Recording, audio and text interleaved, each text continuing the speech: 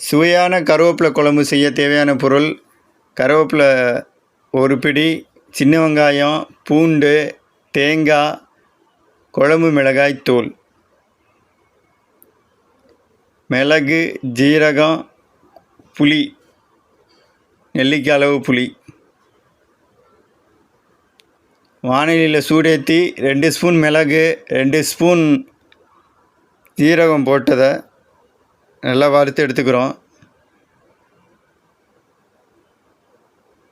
ஒரு தட்டில் கொட்டி அதை ஆற வைக்கிறோம்.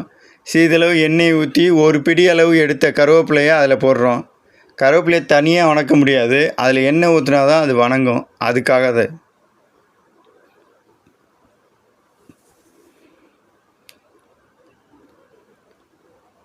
சட்டியில் போட்டு வறுத்ததை ஆற வச்சிடுறோம்.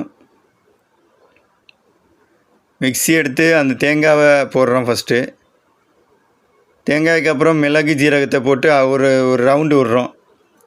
ஒரு சுற்றுன்னு சொல்லுவாங்க. ஒரு சுற்று விட்டிங்கன்னா கொஞ்சம் பதத்துக்கு வெட்டின பதத்துக்கு வரும். அதுக்கப்புறம் நம்ம வதக்கி வச்ச கருவேப்பிலையை அதில் போடுறோம்.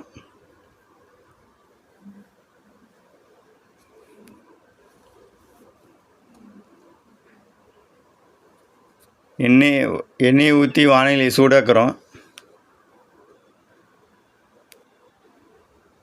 கடுகு உளுந்தம் பருப்பு போடுறோம்.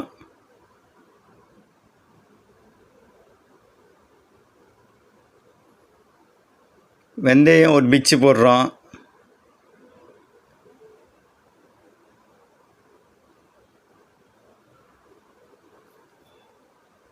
ஜீரகம் போடுறோம்.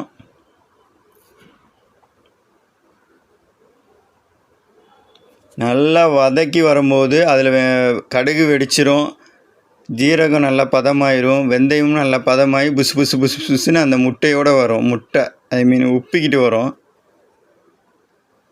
அப்புறம் நம்ம பெருங்காயத்தூளை நம்ம எடுத்து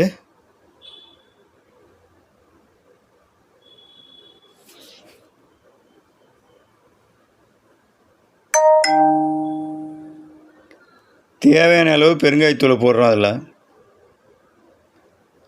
போட்டதுக்கப்புறம் ஒரு வணக்கிறோம். பூண்டு போடுறோம், சின்ன வெங்காயம் போடுறோம்,